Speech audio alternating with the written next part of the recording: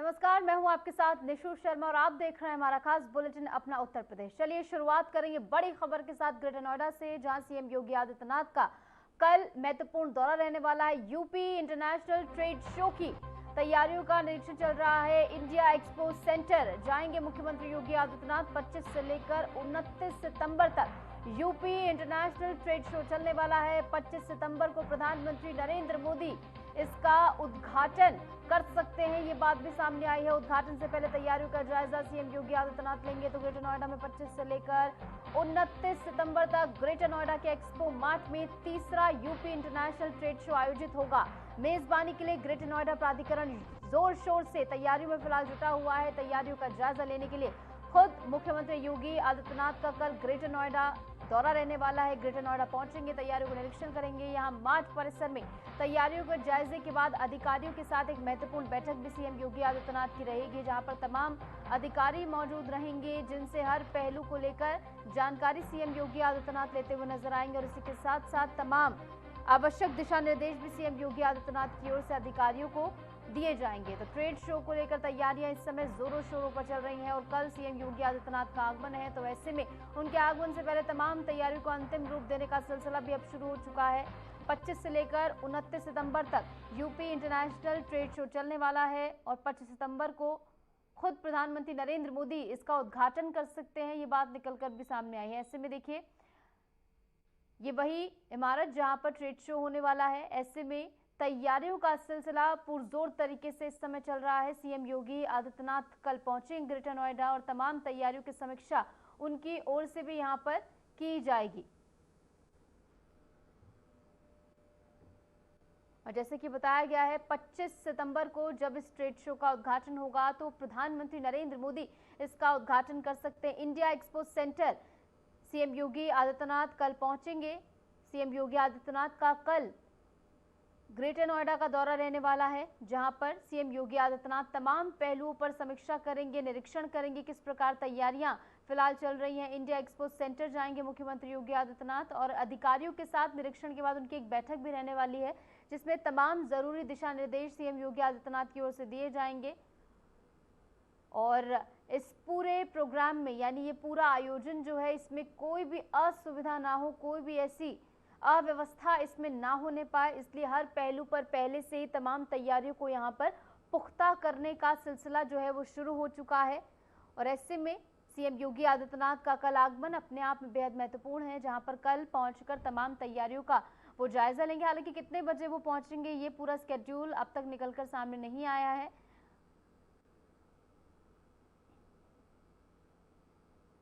आगे बढ़ेंगे, एक और बड़ी खबर आपको बता दें सीएम योगी आदित्यनाथ से ही जुड़ी, जहां कल मथुरा के दौरे पर भी सीएम योगी आदित्यनाथ रहने वाले हैं। मथुरा के फरेह जाएंगे सीएम योगी आदित्यनाथ। विराट युवा सम्मेलन में बतौर मुख्य अतिथि शिरकत करेंगे। जिलाधिकारी ने तैयारियों का जायजा लिया है। प्रशासन ने सुरक्षा के पुख्ता इंतजाम किए हैं और तमाम पहलुओं पर तैयारियां फिलहाल की जा रही हैं। खासकर तमाम प्रोटोकॉल्स को लेकर प्रशासन खासा सख्त है। मथुरा के फरेह जाएंगे कल सीएम योगी आदित्यनाथ, यानी कल ग्रेटर नोएडा के बाद मथुरा वो जाएंगे और वहां पर फरेह वो जाएंगे, जैसे कि बताया गया है। इसमें प्रशासन उनके आगमन से पहले तमाम प्रोटोकॉल्स को लागू करते हुए मथुरा के फरेह जाएंगे सीएम योगी आदित्यनाथ। विराट युवा सम्मेलन में बतौर मुख्य अतिथि शिरकत करेंगे। जिलाधिकारी ने तैयारियों का जायजा लिया है। जिलाधिकारी ने हर एक पहलू पर निरीक्षण किया है, तैयारियां जो हैं वो पुख्ता हो और कोई भी ऐसी अप्रिय और अव्यवस्था सीएम योगी आदित्यनाथ के आगमन के बाद न होने पाए, इसको लेकर यहाँ पर तमाम जरूरी दिशा निर्देश जिलाधिकारी की ओर से दिए गए हैं। हम लोग बहुत ही पवित्र स्थान पे खड़े हैं। मथुरा के जो स्थान है, ये पंडित दीनदयाल उपाध्याय जी जो उनका जन्मस्थल है और प्रतिवर्ष यहाँ उनके जन्म की स्मृति में जन्मोत्सव और स्मृति महोत्सव मनाया जाता है। आज से प्रारंभ हुआ, 30 तारीख तक चलेगा, जिसमें ग्रामीण अंचल से जैसा कि उनका पूरा जीवन दर्शन था कि हर व्यक्ति स्वावलंबी बने, उसके पास रोजगार हो और वो स्वयं प्रगति करे और अपने समाज की प्रगति में अपना योगदान करे।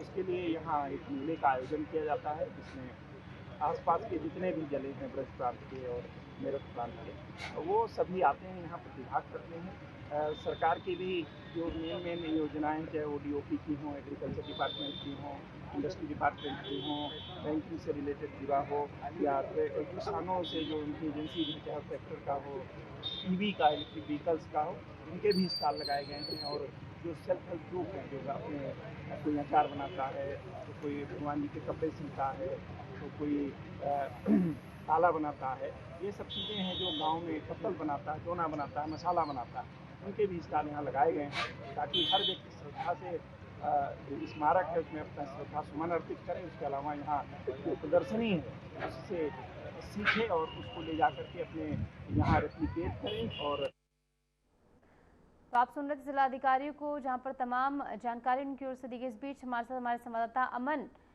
भी जुड़ गए हैं ज्यादा जानकारी के साथ। अमन, क्या कुछ पूरी खबर है? कल सीएम योगी आदित्यनाथ पहुंचेंगे मथुरा, ऐसे में क्या कुछ पूरा स्केड्यूल रहने वाला है? कब पहुंचेंगे, उसके बाद कार्यक्रम स्थल पर कब पहुंचेंगे? विराट युवा सम्मेलन में बतौर मुख्य अतिथि शिरकत करने पहुंचेंगे सीएम योगी आदित्यनाथ, तो पूरा क्या डे प्लान उनका रहेगा? जी हाँ, हम आपको बिल्कुल बता दें कि मथुरा फरा स्थित नगला चंद्रभान जी का गांव है पंडित दीनदयाल जी का। इन्हीं की स्मृति में हर साल इस मेले का आयोजन होता है। यह मेला विश्व प्रसिद्ध है और इस बार उत्तर प्रदेश के मुख्यमंत्री योगी आदित्यनाथ जी का तीसरी बार इस मेले में आगमन होगा। और कल लगभग 12 बजे करीब मुख्यमंत्री जी का आगमन होगा और यहाँ पर हेलीपैड से लेकर सारी व्यवस्थाएं, सुरक्षा व्यवस्था जिलाधिकारी और वरिष्ठ पुलिस अधीक्षक के द्वारा सुरक्षा व्यवस्था देख ली गई है। हेलीपैड का भी सारी व्यवस्थाएं देख ली गई है यहाँ पर। और पूजा अर्चना करने के बाद मुख्यमंत्री योगी आदित्यनाथ जी विराट युवा सम्मेलन में सम्मिलित होंगे और यह कार्यक्रम करीब योगी आदित्यनाथ जी 1 से 1.5 घंटे के बीच में यहाँ पर फरे में उपस्थित रहेंगे। 1:30 बजे के बाद सीधा योगी आदित्यनाथ जी का यहाँ से प्रस्थान करेंगे।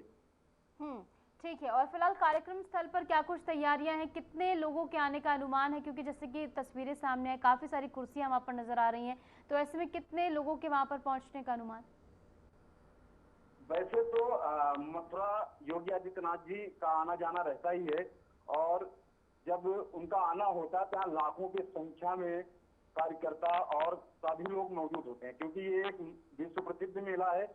बहुत, मैं आपको क्या बताऊं, बहुत लाखों की संख्या में यहाँ भीड़ रहती है। बहुत बड़ा मेला लगता है और यहाँ मेले की तैयारी महीनों पहले से की जाती है। अधिकारियों का लगातार आना जाना बना रहता है। सुरक्षा व्यवस्था के लिए अधिकारी लगातार यहाँ पर अपनी नजर बनाए रखते हैं और मेला स्थल भी कोई काफी बड़ा मेला स्थल है। बिल्कुल, जैसे कि हम तस्वीरों में ही देख पा रहे हैं, तमाम तैयारियों का अंतिम रूप फिलहाल यहाँ पर दिया जा रहा है। बहुत बहुत शुक्रिया अमन, जुड़े हमारे साथ और तमाम जानकारी आपने साझा की है।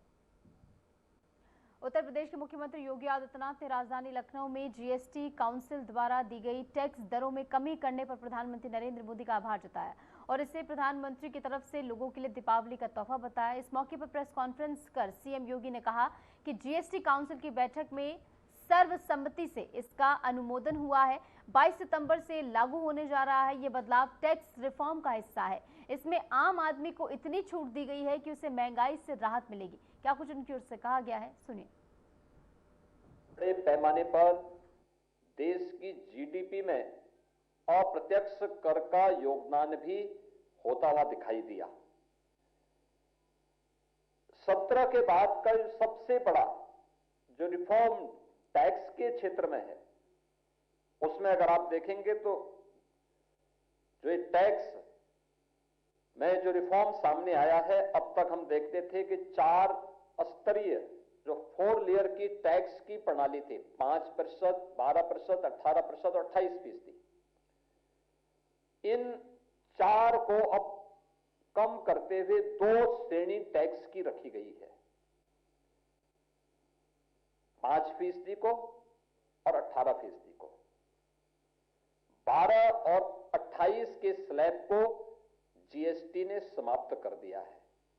हां, कुछ सिन आइटम और लग्जरियस आइटम ऐसी हैं जिनमें 40% का जो जीएसटी है वह बना रहेगा। वह अलग एक व्यवस्था है, लेकिन महत्वपूर्ण है कि अब केवल 5% और 18% का यह टैक्स ही, 2 स्लैब ही जीएसटी की मुख्यतः रहेंगी और जिनके माध्यम से यानी देशवासियों को बहुत बड़ी राहत इसके माध्यम से मिलेगी। रसोई से लेकर के, एक किसान से लेकर के, घर के निर्माण से लेकर के और बड़े बड़े हाईवे और इंफ्रास्ट्रक्चर के डेवलपमेंट के साथ साथ अपने कारोबार को आगे बढ़ाने वाले उद्यमियों के लिए भी इसका भारी लाभ होने वाला है और इसके माध्यम से लगभग 2 लाख करोड़ रुपए से अधिक का भारत की अर्थव्यवस्था में ग्रोथ होने की संभावना भी है। जनता को जो राहत इस टैक्स से मिलने जा रही है, एक सामान्य गृहस्थ परिवार के लिए, अगर आप देखें, दूध है, दही है, पनीर है, शैम्पू है, टूथपेस्ट है, साबुन है, साइकिल और बच्चों से जुड़े हुए सामान, जितनी भी सामग्री है, घरेलू सामान है, इन पर अब केवल 5% या 0 टैक्स होगा। इससे रोजमर्रा के खर्च में जो लोगों की पूंजी है उसमें बचत होगी, लेकिन साथ साथ लोगों की खपत की कैपेसिटी बढ़ेगी। अन्नदाता किसानों के लिए देखेंगे, ट्रैक्टर, टायर, कीटनाशक, सिंचाई के उपकरण, इन सब पर जो टैक्स है वह घटा करके 5% कर दिया गया है। खेती की लागत को कम करने और ग्रामीण भारत की अर्थव्यवस्था को सुदृढ़ करने में इससे काफी बड़ी मदद मिलेगी। स्वास्थ्य के क्षेत्र में हम देखेंगे तो व्यक्तिगत जीवन और स्वास्थ्य बीमा से जुड़ी हुई जीएसटी को पूरी तरह समाप्त कर दिया गया। दवाइयों, ऑक्सीजन और जांच किट पर कर में कटौती की गई है, जिससे इलाज सस्ता हो सके और एक सामान्य नागरिक राहत प्राप्त कर सके। अकेले 2024-25 में देश ने 22,80,000 करोड़ का जीएसटी संग्रह किया है। अगर आप इसे 2017 के पहले देखेंगे, ये केवल 7 लाख करोड़ के आसपास हुआ करता था।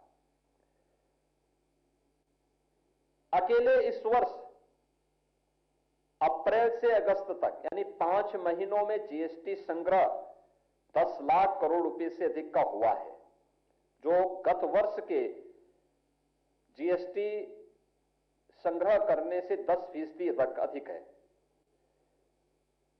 17 के पहले जीएसटी में जो उससे पहले टैक्सेस थे, सेल टैक्स, वैट या फिर सेस जो लोग देने वाले थे, उनका कुल संख्या थी 65 लाख और आज 25 में यह बढ़कर के हो गई है 1,51 लाख। यानी लाखों की संख्या में आज लोग स्वतःस्फूर्त भाव के साथ टैक्स देने के लिए दिखाई देते हैं और जो टैक्स की इस छूट का परिणाम क्या है, यानी 4 की बजाय 2 स्लैब देने का परिणाम क्या है? सामान्य घरेलू उपभोक्ता वस्तुओं की खपत बढ़ेगी, मार्केट में लोगों का विश्वास होगा, प्रोडक्शन ज्यादा होगा और इससे एम्प्लॉयमेंट को भी आगे बढ़ाने में मदद मिलेगी। पीलीभीत में 19 सितंबर को उप मुख्यमंत्री केशव प्रसाद मौर्य कई कार्यक्रमों में शामिल होंगे। वे पुलिस लाइन में उड़न खटोला उतारेंगे और भाजपा कार्यालय में कोर कमेटी और जनप्रतिनिधियों के साथ बैठक करेंगे। कलेक्ट्रेट सभागार में प्रशासनिक अधिकारियों के साथ समीक्षा करेंगे और पत्रकारों से प्रेस वार्ता भी करेंगे। इसके बाद वे 13 मील ग्राम बकेनिया उदय पूरनपुर स्थित साक्षी फाउंडेशन में स्वामी श्री प्रेम सुगंध महाराज जी से भेंट करेंगे।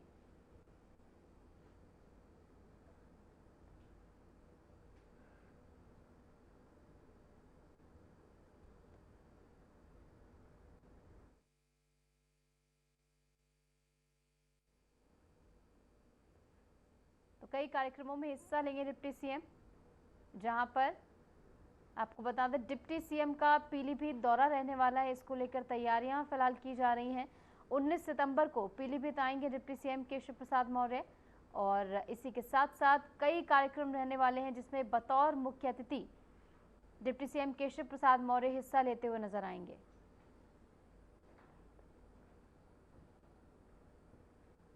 और इस बीच राजधानी लखनऊ से एक बड़ी खबर आपको बता दें, 5वें ग्राउंड ब्रेकिंग सेरेमनी की तैयारियां इस समय जोरों पर चल रही हैं। औद्योगिक विकास विभाग की उच्च स्तरीय बैठक को लेकर एक खबर है, जहां पर सीएम योगी का अफसरों को सख्त निर्देश, जहां पर नवंबर में ग्राउंड ब्रेकिंग सेरेमनी होने वाली है। सेरेमनी की तैयारियों में योगी सरकार लगातार जुटी हुई है। 15 लाख करोड़ से अधिक निवेश धरातल पर उतरेंगे और भूमि अधिग्रहण में संवाद समन्वय को प्राथमिकता दी जाएगी, ये सीएम योगी आदित्यनाथ की ओर से कहा गया है। तो ग्राउंड ब्रेकिंग सेरेमनी को लेकर तैयारियां इस समय जोरों पर चल रही हैं और ऐसे में सीएम योगी आदित्यनाथ ने अधिकारियों को जरूरी निर्देश दिए हैं। प्रयागराज स्थित इलाहाबाद हाईकोर्ट ने समाजवादी पार्टी के वरिष्ठ नेता आजम खान को जमीन कब्जा से जुड़े चर्चित क्वालिटी बार मामले में जमानत दे दी है। सीतापुर जेल में बंद आजम खान को अब सभी मामलों में जमानत मिल चुकी है। उनके वकील मोहम्मद खालिद के अनुसार ये फैसला हाईकोर्ट की सिंगल बेंच ने सुनाया है। अब आजम खान जल्द ही जेल से रिहा हो सकते हैं। ये फैसला आजम खान के लिए एक बड़ी राहत माना जा रहा है।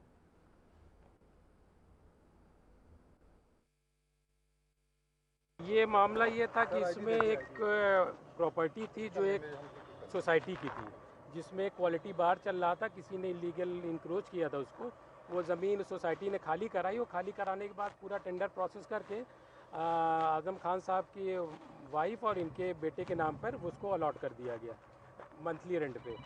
उसके बाद ये एफआईआर ये 2013 में हुआ और एफआईआर हुई 2019 में आकर के, और 2024 में आजम खान साहब को इसमें मुलजिम बनाया गया। तो हमने ये सारी दलीलें दी कि 10 साल के बाद इनको मुलजिम बनाया गया। और इनका एलिगेशन ये था कि इन्होंने क्यों मंत्री थे, क्योंकि उस वक्त मंत्री के रहते हुए अलॉट हुई, तो इनका पूरा इन्फ्लुएंस था, इन्होंने ही करवा दिया। तो हमने सारी का दलीलें रखी कि भाई ये सारा प्रोसेस फॉलो करने के बाद ही उनको ये उनकी फैमिली मेम्बर को या किसी भी थर्ड पर्सन को जिसको भी दिया गया, पूरा प्रोसेस फॉलो करके दिया गया।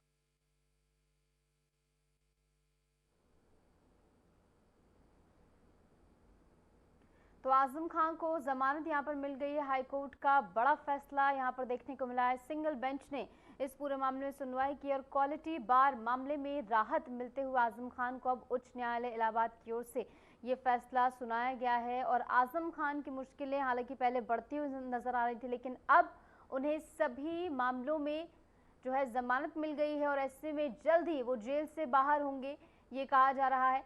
तो आजम खान को जमानत मिल गई है, हालांकि अभी डॉक्यूमेंटेशन का थोड़ा काम चल रहा है, ऐसे में कुछ और विलंब इसमें होगा। और इस बीच हमारे साथ सपा नेता धर्मेंद्र सिंह जुड़ गए हैं। सर, पहले तो बहुत बहुत स्वागत आपका। और ऐसे में आजम खान को यहाँ पर बड़ी राहत मिल गई है। सिंगल बेंच ने सुनवाई की और तमाम मामलों में अब उन्हें रिहा कर दिया गया। ऐसे में पहला रिएक्शन आपका इस पर। जी नमस्कार, बहुत बहुत धन्यवाद। आजम साहब पहले भी निर्दोष थे। हम लोग शुरू से कहते रहे, जिस तरह सरकार ने उनको टारगेट किया, उनके ऊपर फर्जी मुकदमे लगाए, किताब चोरी के, बकरी चोरी के, इस तरह से राजनीति में टारगेट करके कार्रवाई करना ये सर्वथा अनुचित है और ये पहले नहीं देखने को मिला था। सरकार ने इस तरह का जो सेटबैक लगातार कर रही, चाहे नेताओं को टारगेट करना हो, चाहे समाजवादी पार्टी या उससे जुड़े नेताओं को टारगेट करने की बात हो, लगातार ये सरकार कानून के साथ खिलवाड़ कर रही है, उनका दुरुपयोग कर रही है। और आप देखिए इसी का परिणाम है, लगातार न्यायालय से इनको कभी सुप्रीम कोर्ट से फटकार मिलती है, कभी हाई कोर्ट से मिलती है। उसके क्रम में माननीय उच्च न्यायालय जो आजम साहब को बेल दी गई है मेरिट के तहत, उसको गुणदोष को समझ करके हम माननीय न्यायालय को धन्यवाद करते हैं और उनके फैसले का स्वागत करते हैं। बिल्कुल, और आपके लिए और आपकी पार्टी के लिए बड़ी खुशखबरी है, क्योंकि आपके बड़े नेता हैं और ऐसे में उनको तमाम मामलों में रिहाई मिल गई। बहुत बहुत शुक्रिया सर, आप जुड़े हमारे साथ इस चर्चा में, आपने हिस्सा लिया। आगे बढ़ेंगे। श्री कृष्ण जन्मभूमि मंदिर केस के मुख्य याचिकाकर्ता दिनेश फलाहारी ने मुख्यमंत्री को पत्र लिखकर मुस्लिम समुदाय के त्योहारों में शामिल होने और मंदिरों के आसपास आने पर चिंता जताई है। उन्होंने कहा कि रामलीला, नवदुर्गा और डांडिया जैसे कार्यक्रमों में कुछ लोग महिलाओं को गलत तरीके से स्पर्श कर माहौल खराब करते हैं और अशांति फैलाते हैं। इस प्रस्ताव का समर्थन महामंडलेश्वर रामदास, अनमोल शास्त्री, देवी प्रिया किशोरी भारद्वाज और राधा नंदगिरी ने भी किया है।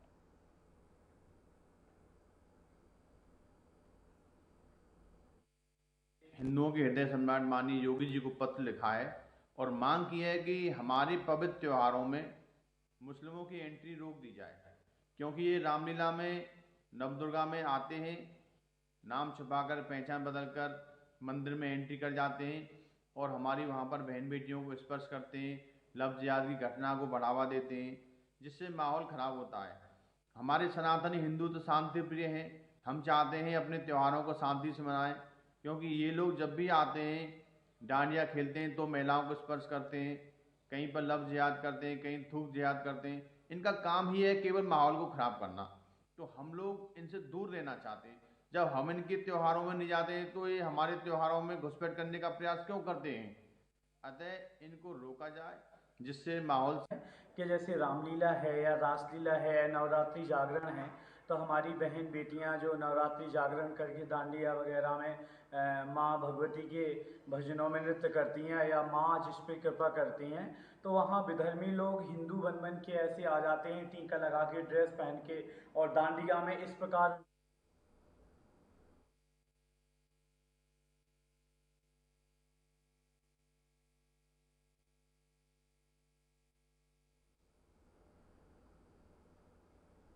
अलीगढ़ के नुमाइश ग्राउंड में विजयादशमी पर 65 फुट ऊंचे रावण का दहन होगा। साथ ही कुंभकर्ण और मेघनाथ के 55 फुट ऊंचे पुतले बनाए जाएंगे और खास बात यह है कि पहली बार शक्ति बाण से रावण का दहन किया जाएगा। पुतले बनाने वाले कारीगर पिछले 7 साल से अलीगढ़ में ये काम कर रहे हैं और हर बार कुछ नया आकर्षण वो इसमें जोड़ते हैं।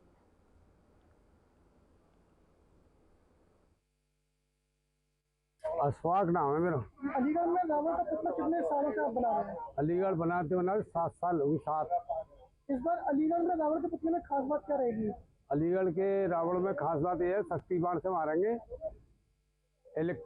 इलेक्ट्रिक जो है शिवाकाशी की आतिशबाजी चलाई जाएगी। रामबाण। कितने पुतले बनाए जा रहे हैं? ये 3 पुतले बनाए जा रहे हैं। 65, 55, 55 कुंभकर्ण मेघनाथ। 65 रावण है। विजयदशमी यानी कि दशहरा पर रावण दहन अलीगढ़ में बड़े धूमधाम से यहाँ दिखाया जाता है। काफ़ी सालों से यहाँ पर एक हमारे ठेकेदार हैं जो 60 सालों से लगभग यहाँ रावण बनाने की तैयारी करते हैं और बहुत अच्छा सा कुछ ना कुछ विचित्र उसमें दिखाते हैं। प्रत्येक साल कुछ ना कुछ उसमें नया देखने को मिलता है। ये लगभग 1 महीने पहले से काम चालू होता है और ये रावण और कुंभकर्ण और मेघनाथ तीनों की ही मूर्तियों पुतले को बनाया जाता है। इनके द्वारा आज मेरे साथ मौजूद हैं ठेकेदार। मैं उनसे बातचीत करूंगी कितने फुट का वो पुतला है, कितनी लागत लगी है और क्या कहेंगे इस पुतले के बारे में। ये इनका पुश्तैनी काम है और मैं आपको बता दूं एक मुस्लिम समाज से भी ये ताल्लुकात रखते हैं। ये मुस्लिम समाज से हैं। मुस्लिम और हिंदू दोनों के बीच में ये भाईचारे का एक उदाहरण दे रहे हैं कि इतने सालों से ये सनातनी धर्म में ये रावण बनाने का काम करते आए हैं। मेरे साथ मौजूद है, मैं इनसे बातचीत करूंगी। क्या नाम है सर आपका? मेरा नाम अशफाक नाम है। अक्षर भाई, आप कितने सालों से यहाँ रावण बनाने का काम कर रहे हैं? करीब 7 साल से ठेका मिला है। 7 साल से कर रहे हैं अलीगढ़ में। अच्छा, इससे पहले आपका पुश्तैनी काम था, कैसा काम था जिसके द्वारा आप ये काम कर रहे हैं? हाँ, मतलब इससे पहले जो हमने तो नागपुर है और तुम्हारे बॉम्बे है और बड़ौदा, सूरत और तुम्हारे मथुरा, आगरा, रोहिणी सेक्टर। ये कितने दिनों में बनके आपका रावण, मेघनाथ और कुंभकर्ण का जो पुतला है तैयार होता है? ये करीब जो है 1.5 महीने लगता है इसमें बनाने में। रावण बनाने में 1.5 महीना लगता है। 65 फुट का रावण है और 55 कुंभकर्ण मेघनाथ है। और के जो मैदान में पहली बार दिखाएंगे आसमान में रामबाण उड़ते हुए पहली बार दिखाएंगे इलेक्ट्रिक से, और शक्ति बाण से मारे जाएगा कुंभकर्ण मेघनाथ।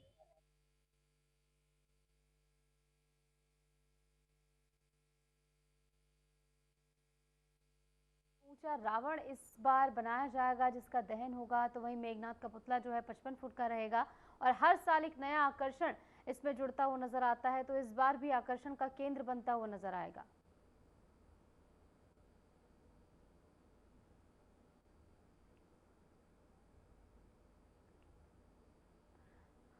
कुंभकर्ण मेघनाथ के पुतले भी आकर्षण का केंद्र बनेंगे, जहां पर 55 फुट के ये पुतले होंगे, तो वहीं रावण का पुतला सबसे बड़ा यानी 65 फुट का होगा। और फिलहाल के लिए हमारे इस खास बुलेटिन में इतना ही। नमस्कार।